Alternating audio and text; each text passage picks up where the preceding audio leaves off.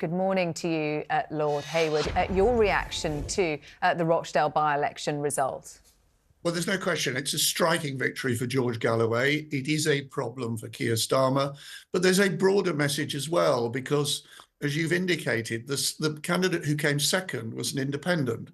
And this is a reflection of the volatility of the electorate at the moment, in general terms, willing to vote for other parties.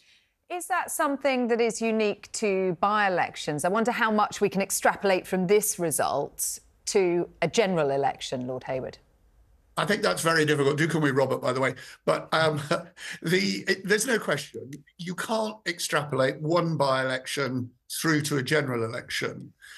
The first question George Galloway is going to face, as well as his no doubt substantial contributions in the chamber, in the House of Commons, is how many candidates are you going to put up in the major local elections that are coming, where you've got the major authorities, mayors, for example, in London, in Greater Manchester and the like. Can he carry it through from the by-election to substantial local elections? He said he's going to put candidates up at the general election, but overall, the opinion polls will still show that Keir Starmer is on course at the moment to win the next election, but it's going to be a more bumpy ride than it would have been. Robert, what does this result say for reform? I expect them to do a little bit better than they have done. They're going to lose their deposit on this one.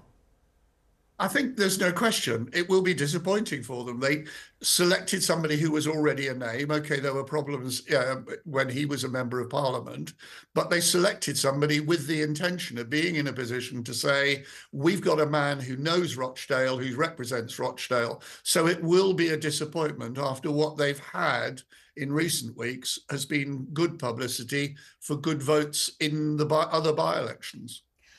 I wonder, Robert, what you think about the way in which this campaign was carried out. You know, you have Labour having to withdraw support from their candidate. You have the Tory candidate who was supposedly on holiday rather than campaigning. You've got Richard Tice talking about intimidation to the level of death threats. Guy Otten from the Green Party. Campaign. Yeah, exactly.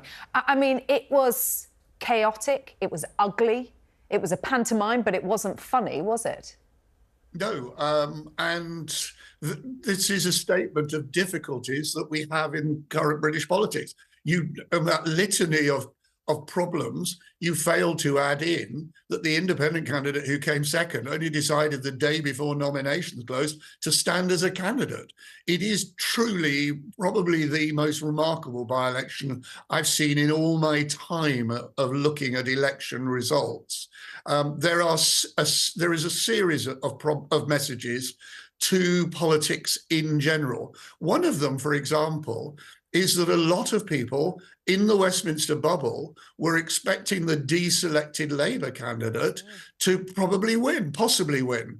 The fact that they came so far down is a message that politicians in general need to get beyond Westminster and actually understand what's going on in other parts of the country, because this is an indication of disaffection with politics as it's perceived in Westminster, but particularly for the Labour Party.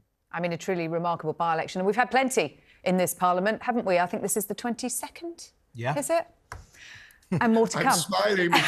I'm smiling because the last two, one of them was my former constituency in Kingswood, in Bristol.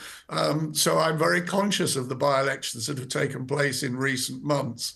But overall, by-elections are one-off events.